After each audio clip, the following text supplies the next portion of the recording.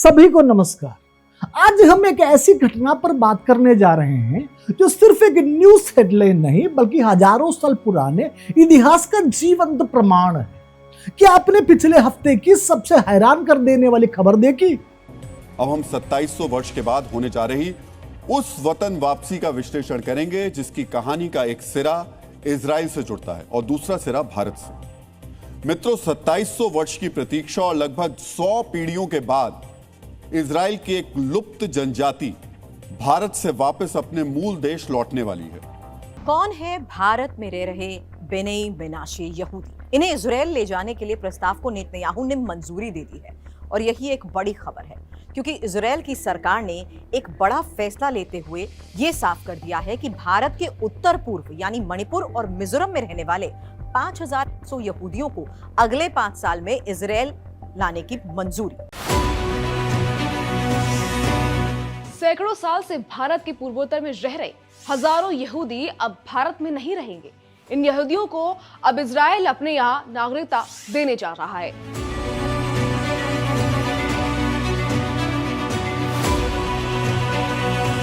Israel जाएंगे भारत में रहने वाले यहूदी जनजाति के लोग। नेतन्याहू की सरकार ने गलीली इलाके में बसाने को मंजूरी दे दी है। अगले साल 1200 लोगों का पहला समूह इजराइल जाएगा। On Thursday, over 250 Indians landed at Ben Gurion Airport in Tel Aviv, not as tourists, not as workers, but as people coming home. A long tribe of Jewish people living in India is now preparing for their trip to their homeland. अप्रैल 2026 के अंत में operation wings of the dawn के तहत एक बेहद ऐतिहासिक और भावुक घटना घटी। भारत के उत्तर पूर्वी राज्यों खासकर मणिपुर और मिजोरम से लगभग 250 से अधिक लोग विशेष प्लेन के जरिए इजराइल के टेल अवीव पहुंचे हैं। ये लोग कोई आम यात्री या पर्यटक या काम की तलाश में गए प्रवासी नहीं हैं। ये बनी मनश्शे समुदाय के लोग हैं जो प्राचीन इस्राएल के उन 10 खोई हुई गोत्रों में से एक के वंशज माने जाते हैं, जिन्हें करीब 2700 साल पहले असीरियन साम्राज्य ने उनके घर से निकाल दिया और जो इतिहास के पन्नों में कहीं गुम हो गए। आज के इस वीडियो में हम हाल ही में घटी इस बड़ी खबर की गहराई में उतरेंगे और हम सरल भाषा में समझेंगे कि कैसे भारत के सुदूर पहाड़ियों में इस्राएल तक की यह वापसी महज एक इत्तेफाक नहीं, ना ही सिर्फ एक अंतरराष्ट्रीय प्रवास या इमिग्रेशन की कहानी, बल्कि दुनिया की उस भविष्यवाणी रूपी घड़ी द प्रोफेटिकल क्लॉक का अलार्म है जो इस इशारा कर रही है कि हम इतिहास के बहुत ही महत्वपूर्ण और अंतिम युग में प्रवेश कर चुके हैं। तो इस अद्भुत और रहस्यमय यात्रा को समझने के लिए वीडियो के अंत तक हमारे साथ बने रहे। मेरा नाम बिजू सदानंदन। चलिए हम शुरू करते हैं। सबसे पहले आइए हम इस खबर और उसके ऐतिहासिक पृष्ठभूमि को बहुत ही सरल शब्दों में समझेंगे। बनी मनश्शे, इसका अर्थ होता है मनश्शे की संतान। मनश्शे प्राचीन इस्राएल की 12 गोत्रों में से एक थी। लगभग 722 ईसा पूर्व में असीरियन साम्राज्य ने इस्राएल पर हमला किया था और इन गोत्रों को उनके घर से निकालकर दुनिया के अलग अलग हिस्सों में निर्वासित कर दिया। इतिहासकार बताते हैं कि ये लोग सदियों तक यात्रा करते रहे, फारस से होते हुए सिल्क रूट से चाइना पहुंचे और अंदर भारत के उत्तर पूर्वी पहाड़ों में आकर बस गए। बाहरी दुनिया से कटे रहने के बावजूद उन्होंने अपनी प्राचीन परंपराओं, अपने गीतों और एक दिन वापस सियोन यानी यरूशलेम लौटने की अपनी उम्मीद को जीवित रखा। और पिछले सप्ताह जो हुआ वो इस हजारों साल लंबे इंतजार का एक और चरण था। देखिए, इस्राएल सरकार की मदद से ये वंशज अब स्थायी रूप से अपने गृह देश इस्राएल वापस जा रहे हैं। लेकिन सवाल यह है कि इस्राएली लोग अपने देश से बाहर क्यों निकाले गए थे? इसके पीछे क्या कारण था? इसे समझने के लिए हमें बाइबल की उन भविष्यवाणियों को देखना होगा जो इस घटना के होने से भी बहुत पहले लिखी गई थी। प्राचीन काल में जब परमेश्वर ने इसराइलियों को चुना तो उनके साथ एक समझौता यानी कि वाचा बांधी थी। नियम बहुत स्पष्ट थे। यदि वे परमेश्वर की आज्ञाओं का पालन करेंगे तो उन्हें आशीष मिलेगी और वे अपनी जमीन पर सुरक्षित रहेंगे। लेकिन यदि वे विद्रोह करेंगे, मूर्तियां पूजेंगे और आज्ञा तोड़ेंगे तो उन्हें गंभीर परिणाम भुगतने होंगे। और सबसे बड़ा दंड था उनकी मातृभूमि से निकाला जाना। बाइबल में व्यवस्था विवरण अध्याय 26 वचन 64 में 64 में मूसा ने इस्राएलियों को स्पष्ट चेतावनी दी थी, यहोवा तुमको पृथ्वी के एक छोर से लेकर दूसरी छोर तक सब देशों के लोगों में तितर बितर करेगा। यह कोई सामान्य चेतावनी नहीं थी, यह एक ऐसी भविष्यवाणी थी जो अक्षरश पूरी हुई। जब इस्राएलियों ने लगातार आज्ञाओं का उल्लंघन किया तो पहले असीरियाई लोगों ने और बाद में बेबीलोन और रोमनों ने उन्हें उनके देश से खदेड़ दिया। उनका पवित्र मंदिर नष्ट कर दिया गया था और उन्हें पूरी दुनिया में एक राष्ट्रविहीन लोगों की तरह बिखरने पर मजबूर कर दिया था। उन्होंने सदियों तक दुनिया के अलग अलग देशों में उत्पीड़न, भेदभाव और दुख को झेला। इतिहास में शायद ही कोई ऐसा समुदाय होगा जिसने बिना अपने देश के 2000 सालों तक अपनी पहचान को जिंदा रखा हो। यह सब बिल्कुल इस प्रकार अक्षरश हुआ जैसे आमोस की किताब अध्याय 9 उसके 9वें वचन में लिखा हुआ था कि मेरी आज्ञाओं से इस्राएल का घराना सब जातियों में ऐसा चाला जाएगा जैसा अन्न छलनी में चाला जाता है, परंतु उसका एक भी पुष्ट दाना पृथ्वी पर न गिरेगा। इतिहास गवाह है, बिल्कुल ऐसा ही हुआ था। लेकिन दुनिया की नजरों में ऐसा लग रहा था कि इजराइल का अध्याय अब हमेशा के लिए समाप्त हो गया। लेकिन कहानी यहां खत्म नहीं होती। उसी शास्त्र में जहां दंड और बिखराव की बात लिखी थी, वही आशा और वापसी की एक बहुत ही शक्तिशाली भविष्यवाणी भी लिखी गई थी। बाइबल के भविष्यवक्ताओं ने बार बार यह घोषणा की थी कि परमेश्वर अपने लोगों को कभी हमेशा के लिए नहीं छोड़ेगा। एक समय ऐसा आएगा जब परमेश्वर उन्हें दुनिया के चारों कोने से वापस उनके अपने देश में इकट्ठा करेगा। यशायाह की किताब अध्याय 11 वचन 11 और 12 में लिखा हुआ है, उस समय प्रभु अपना हाथ दूसरी बार बढ़ाकर बचे हुओं को जो उसकी प्रजा के रह गए हैं, अशूर से, मिस्र से, पत्रुस से, कूश से, एलाम से, शिनार से, हमात से और समुद्र के द्वीपों से मोल लेकर छुड़ाएगा।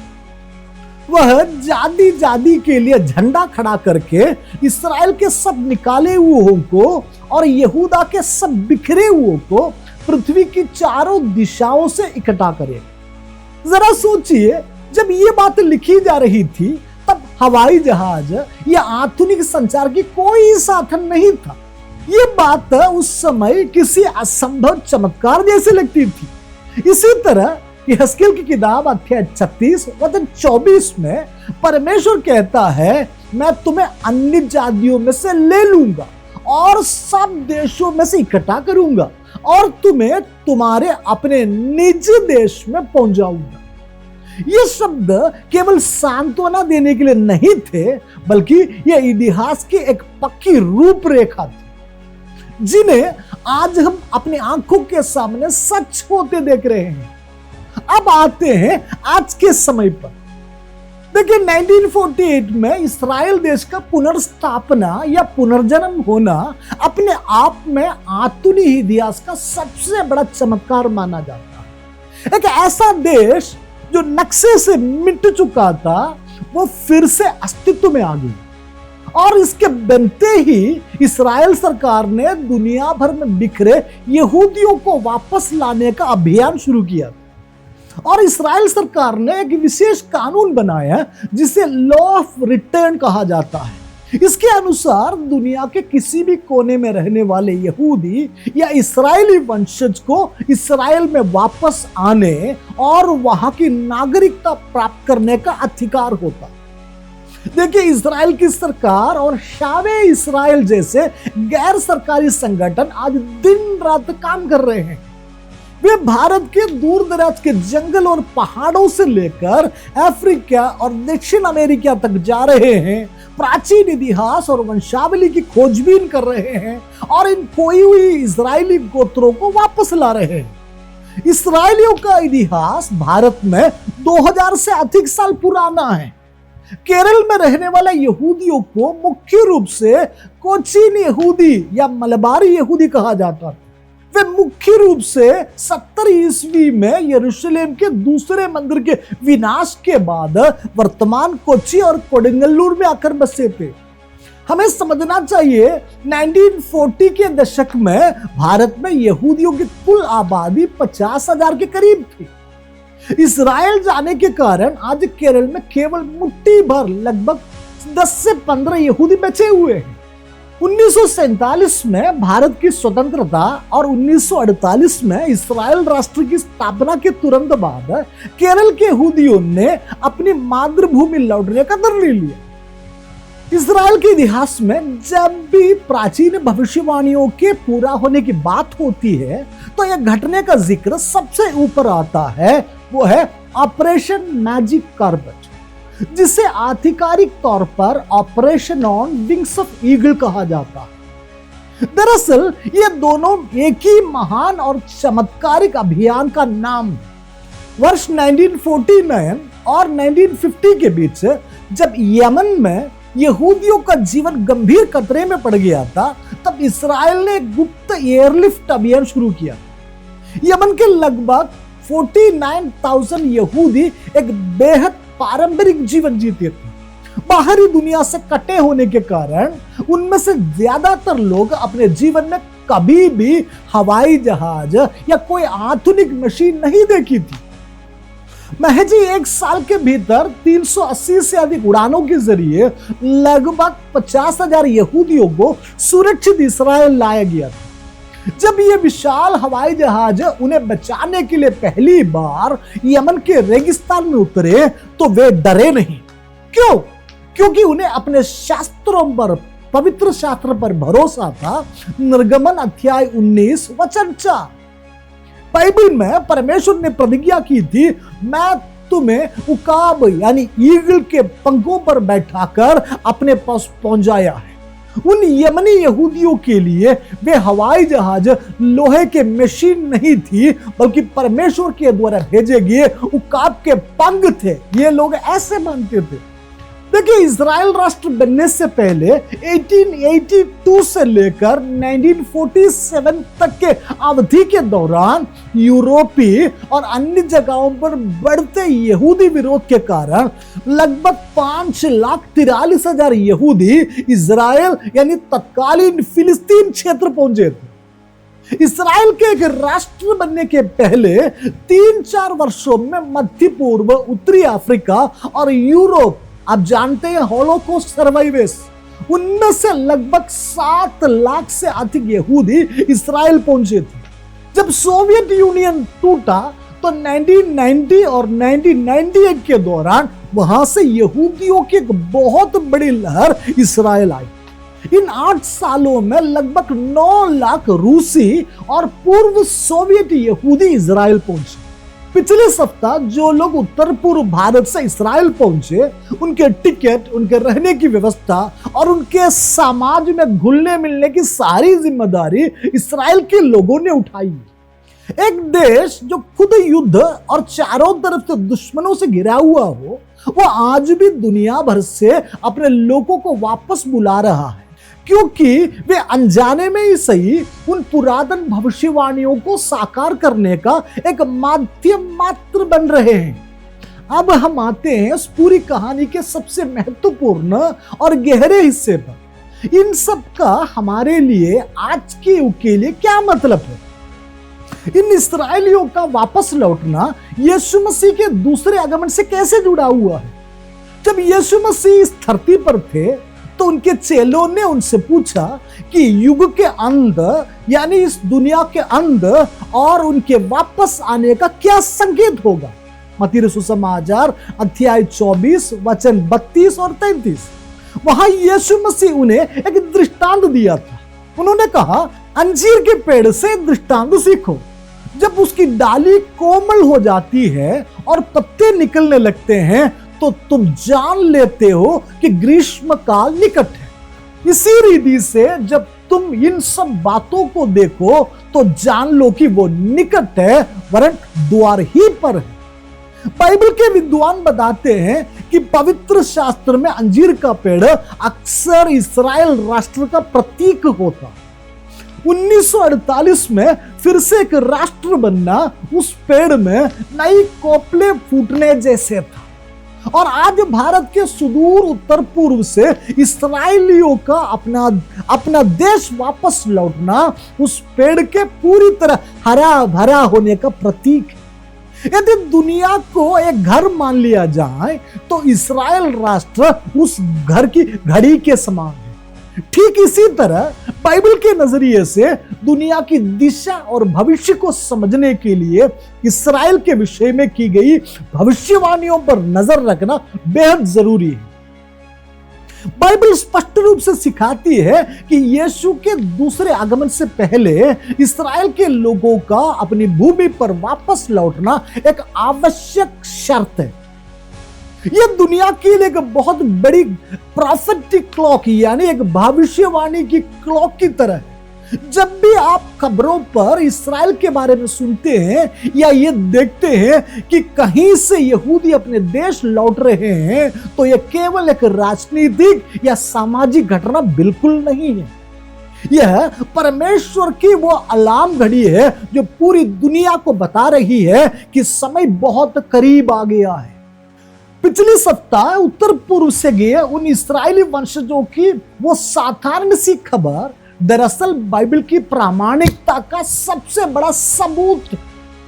अब सोचिए, कौन सी ऐसी किताब है जिसने हजारों साल पहले यह लिख दिया था कि एक राष्ट्र अपनी आज्ञा न मानने के कारण पूरी दुनिया में बिखर जाएगा, और फिर वही किताब ये भी बता देती है कि हजारों साल के बाद वे लोग दुनिया के हर कोने से फिर से उसी एक छोटे से जमीन के टुकड़े पर लौट आएंगे। हमें समझना चाहिए यह किसी इंसान का अंदाजा नहीं हो सकता। यह इस बात का ठोस प्रमाण है कि बाइबल केवल एक ऐतिहासिक किताब नहीं है, बल्कि यह परमेश्वर का जीवित वचन है जो इतिहास को नियंत्रित कर रहा है। यह घटना हमें यह याद दिलाती है कि परमेश्वर ने जो कहा वो हर हाल में पूरा होगा। यदि बिखरने और वापस इकट्ठा होने की भविष्यवाणियां सच साबित हुई है तो यीशु मसीह के वापस आने की भविष्यवाणी भी उतनी ही सच्चाई के साथ पूरी होने वाली है। यह सिर्फ एक जानकारी नहीं है, यह एक चेतावनी और एक आमंत्रण भी है। जिस तरह इस्राएल के लोग अपने असली घर वापस लौट रहे हैं, उसी तरह यह समय है कि हम भी अपने आध्यात्मिक जड़ों की ओर लौटे। हमें इतिहास के इन पन्नों से सीखना चाहिए और उस महान दिन के लिए खुद को तैयार करना चाहिए, क्योंकि जिस तरह इतिहास की ये भविष्यवाणियां आज हमारी आंखों के सामने सच हो रही हैं, वो दिन भी दूर नहीं जब हर आंख यीशु मसीह को बादलों पर महिमा के साथ आते हुए देखेगी। दोस्तों, बाइबल में दर्ज हजारों साल पुरानी भविष्यवाणियां आज हमारी आंखों के सामने अक्षरश पूरी हो रही है। यह घटना सिर्फ एक जानकारी बिल्कुल नहीं है, बल्कि परमेश्वर की ओर से आपके लिए एक खुला निमंत्रण है। बाइबल स्पष्ट रूप से बताती है कि उद्धार हमारी अपनी किसी खूबी या धार्मिक कर्मकांडों से नहीं, बल्कि केवल और केवल यीशु मसीह पर विश्वास करने से मिलता है। परमेश्वर ने हमसे इतना प्रेम किया कि उसने अपने पापों की कीमत चुकाने के लिए अपने एकलौते पुत्र को क्रूस पर बलिदान कर दिया, ताकि जो कोई उस पर विश्वास करे वो नाश ना हो परंतु अनंत जीवन पाए। यूहन्ना सुसमाचार अध्याय 3 उसका 16वां वचन। यदि आप आज उस आनंद शांति को महसूस करना चाहते हैं और अपना उद्धार सुनिश्चित करना चाहते हैं, तो परमेश्वर तक पहुंचने का मार्ग बहुत ही सरल है। नम्रता से यह मान ले कि इंसान होने के नाते हमने गलतियां और पाप किए और हमें परमेश्वर की सच्ची क्षमा की आवश्यकता है। पूरे हृदय से विश्वास करें कि यीशु मसीह परमेश्वर का पुत्र है। वे अपने पापों के लिए क्रूस पर मरे और तीसरे दिन मुर्दों में से जी उठे। आज ही अपने हृदय से यीशु को पुकारें, उन्हें अपने जीवन का उद्धारकर्ता स्वीकार करें। इतिहास की इस घड़ी की सुइयों को देखते हुए अब और इंतजार ना करें। सच्चाई आपके बिल्कुल सामने है। यीशु मसीह जल्द आ रहे हैं। आइए हम अपने आध्यात्मिक जड़ों की ओर लौटें और उस दिन के लिए पूरी तरह तैयार करें। परमेश्वर आप सभी को आशीष दे। God bless you all.